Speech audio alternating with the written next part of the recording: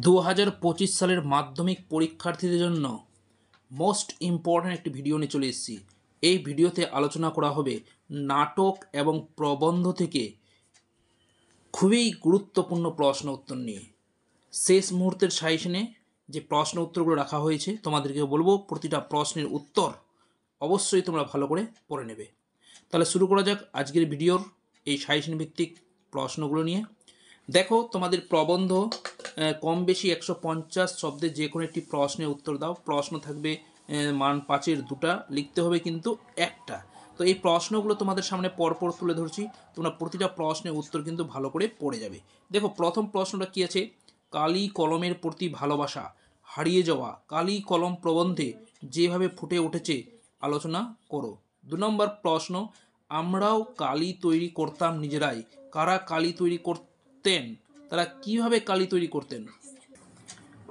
তারপরে দেখো প্রশ্নটা কী আছে, তাই দিয়ে আমাদের প্রথম লেখালেখি। লেখকের প্রথম লেখালেখির আয়োজনের পরিচয় দাও। 4 নম্বর প্রশ্ন, কলম তাদের কাছে আজ অস্পৃশ্য। কাদের কাছে অস্পৃশ্য, এমন মন্তব্যের কারণ কি? 5 নম্বর প্রশ্ন, ফাউন্টেন পেন বাংলায় কি নামে পরিচিত? নামটি কার দেওয়া বলে উল্লেখ করা হয়েছে?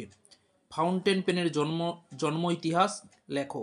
6 নম্বর প্রশ্ন, আমার মনে পড়ে প্রথম ফাউন্টেন কেনার কথা। বক্তার আসল নাম কি? ফাউন্টেন কেনার ঘটনাটি সংক্ষেপে লেখো। 7 নম্বর প্রশ্ন, মুসল এবারে একদিন তাদের কত না খাতির কত না সম্মান। তাদের বলতে কাদের কথা বলা হয়েছে? তাদের খাতির ও সম্মানের পরিচয় দাও। 8 নম্বর প্রশ্ন, এই 10 থেকে মুক্ত না হলে বাংলা বৈজ্ঞানিক সাহিত্য প্রতিষ্ঠা হবে না। কোন দোষের কথা বলা হয়েছে? কিভাবে এই দোষ থেকে মুক্তি পাওয়া যাবে? 9 নম্বর প্রশ্ন, আশ্চর্য সবই আজ অবলুপ্তির পথে। কোন জিনিস আজ অবলুপ্তির রেখে? এটা পথে হবে, এটা ঠিক করে নেবে। এই অবলুপ্তির কারণ কি? এই বিষয়ে প্রাবন্ধিকের মতামত কি? 10 নম্বর প্রশ্ন, বাংলা ভাষায় বিজ্ঞান চর্চায় এখনও নানা রকম বাধা আছে। এই বাধা দূর করার জন্য লেখক কি কি পরামর্শ দিয়েছেন তা আলোচনা করো। 11 নম্বর প্রশ্ন, পাশ্চাত্য দেশের তুলনায় এ দেশের জনসাধারণের বৈজ্ঞানিক জ্ঞান নগণ্য। লেখকের এমন মন্তব্যের কারণ কি? 12 নম্বর প্রশ্ন, আলংকারিকগণ শব্দের ত্রিবিধ কথা বলেছেন। এই ত্রিবিধ কথা সম্পর্কে আলোচনা করো। 13 নম্বর প্রশ্ন, অল্পবিদ্যা ভয়ঙ্করী এই প্রবাদটি যেন কত ঠিক তার প্রমাণ আমাদের সাময়িক পত্রাদিতে মাঝে মাঝে পাওয়া যায়। কিভাবে প্রমাণ পাওয়া যায় এর সংক্ষেপে যুক্তি দাও।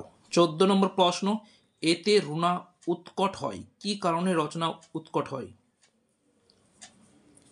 এখানে একটু মিস্টেক আছে, তোমরা ঠিক করে নেবে। নেক্সট, এর কি আছে, এর প্রতিকার কি? 15 নম্বর প্রশ্ন, অনেককে মনে করেন পারিভাষিক শব্দ বাদ দিয়ে বক্তব্য প্রকাশ করলে রচনা সহজ হয়। মন্তব্যটি তুমি কি সমর্থন করো? যুক্তি দাও। পণ্ডিতরা বলেন, 16 নম্বর প্রশ্ন, পণ্ডিতরা বলেন কলমের দুনিয়ায় যা সত্যিকারের বিপ্লব ঘটায়। কোন প্রসঙ্গে বলা হয়েছে? বিষয়টি সংক্ষেপে লেখো। দেখো, এর আগের ভিডিওতেও মান 3-এর প্রশ্নগুলো নিয়ে আলোচনা করেছিলাম। তোমরা যদি সেই প্রশ্নগুলো না দেখে থাকো তাহলে অবশ্যই তোমরা দেখে নিবে। নেক্সট দেখো, নাটক থেকে কি কি তোমাদেরকে প্রশ্নগুলো পড়তে হবে আমি পরপর আলোচনা করে দিচ্ছি। নাটক কম বেশি 125 শব্দের যে কোনো একটি প্রশ্নের উত্তর দাও। থাকবে 2টা প্রশ্ন, লিখতে হবে একটা, মান থাকবে 4।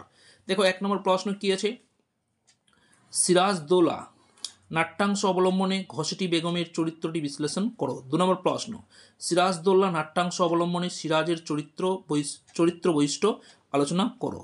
3 নম্বর প্রশ্ন, কিন্তু ভদ্রতার অযোগ্য তোমরা, কাকে উদ্দেশ্য করে কথাটি বলা হয়েছে? এ কথা বলার কারণ কি? 4 নম্বর প্রশ্ন, মুন্সিজি এই পত্রের মর্ম সভাসদের বুঝিয়ে দিন। কে কাকে পত্র লিখেছিলেন? এই পত্রে কি লেখা ছিল? 5 নম্বর প্রশ্ন, বাংলায় আমি এমন আগুন জ্বালাইব যা গঙ্গার সমস্ত জল দিয়াও নিভানো যাইবে না। এখানে বক্তা কে?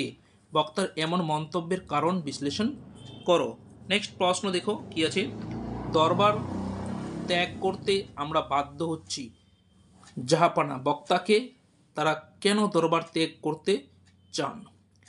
7 নম্বর প্রশ্ন, বাংলার এই দুর্দিনে আমাকে ত্যাগ করবেন না, কাদের উদ্দেশ্যে কথা বলা হয়েছে? কোন দুর্দিনের জন্য তার এই আবেদন?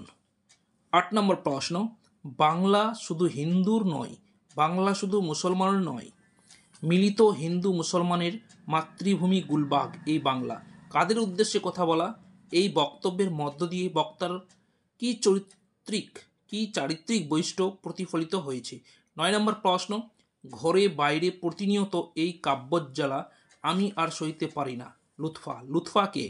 বক্তার কথায় ঘরে বাইরে কি ধরনের কাব্যজ্বালার প্রসঙ্গ নির্দেশিত হয়েছে? 10 নম্বর প্রশ্ন, এইবার হয়তো শেষ যুদ্ধ, কোন যুদ্ধের কথা বলা হয়েছে? বক্তা এই যুদ্ধকে শেষ যুদ্ধ বলেছেন কেন? তো এই ছিল কিছু গুরুত্বপূর্ণ প্রশ্ন। তোমাদেরকে বলবো প্রতিটা প্রশ্নের উত্তর ভালো করে পড়ে নেবে। আশা করি তোমরা এখান থেকে যে নাটক এবং প্রবন্ধ থেকে দুটো প্রশ্নের উত্তর লিখতে হয়, তোমরা কিন্তু দুটো কমেন্ট পেয়ে যাবে। ভিডিওটি এখানে শেষ করছি। ভালো লাগলে অবশ্যই লাইক করবে, বন্ধুদের শেয়ার করবে, আর চ্যানেল থাকলে অবশ্যই চ্যানেলটিকে সাবস্ক্রাইব করে নিয়ে পাশে থাকবে। ধন্যবাদ। দেখা হচ্ছে পরের একটি গুরুত্বপূর্ণ ভিডিওতে।